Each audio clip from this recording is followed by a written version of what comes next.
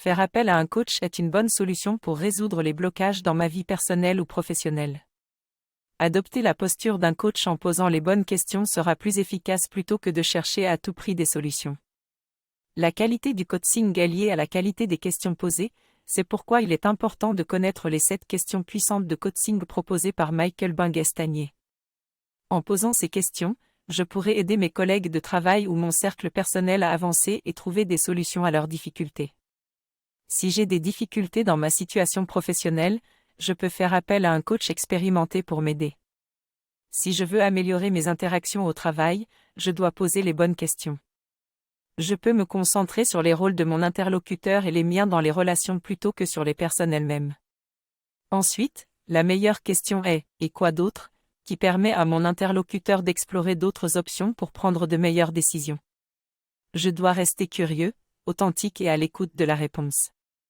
Puis, je peux éviter de perdre du temps à résoudre les mauvais problèmes en me concentrant sur ce qui est vraiment important. Enfin, je peux établir des relations d'adulte à adulte avec mon interlocuteur en lui posant la question « De quoi aurais-tu besoin ?». Cela permet une communication libre et ouverte pour trouver des solutions ensemble. Ces 6 questions sont très utiles pour améliorer mes relations avec les autres. La première question est « Comment identifier les attentes de mon interlocuteur ?» car c'est important de savoir ce qu'ils attendent de moi. La deuxième question est « Comment exprimer mes propres attentes de manière claire, pour éviter les malentendus ?» La troisième question est « Comment poser la question de ce dont j'ai besoin, pour instaurer une relation de confiance ?» La quatrième question est « Comment poser la question de comment je peux aider, pour savoir précisément ce que mon interlocuteur attend de moi et éviter de perdre du temps ?» La cinquième question est « Comment dire non quand c'est nécessaire, pour ne pas s'engager sur des actions qui ne sont pas dans mes priorités ?»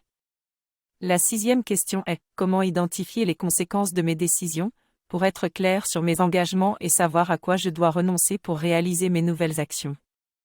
J'ai appris que lors d'une conversation, la question la plus importante à poser est « Qu'est-ce qui a été le plus utile pour toi dans cette situation ?» Cela évite de rester sur un plan théorique et oblige à rentrer dans une dimension plus personnelle. En écoutant attentivement la réponse, je peux mieux comprendre mon interlocuteur et renforcer notre relation. Cette question peut également être utile lorsque je réfléchis à une situation délicate. En résumé, d'après le livre « Les 7 questions puissantes du coaching » de Michael Bungay-Stanier, j'ai appris que poser les bonnes questions dans une conversation peut aider à trouver des solutions et avancer dans la vie professionnelle.